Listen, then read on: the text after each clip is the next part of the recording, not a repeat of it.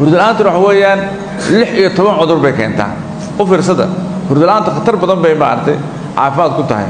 waxa la ogaaday hurdalaanta waxay keentaa dhiikar bay keentaa macaan bay keentaa madax xanuun bay keentaa joogta waxay keentaa indho xanuun joogta waxay keentaa Allahu musta'an difaaca qofka hoos u dhaca ay keentaa qofka obees noqdo iska naaxa ay marka qaar kood keentaa la intuu soo jeedo habeenkii waxba cunaya saas wax wada marka miisaankiisa overweight ba ku dhacaya taa qudheeda marka 6 iyo 10 cudur ayaa laga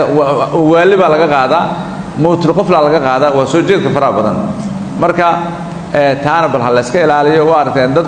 waasay u qayilayeen laga yaabo wadnaha istaaga soo waa baqasho Soomaha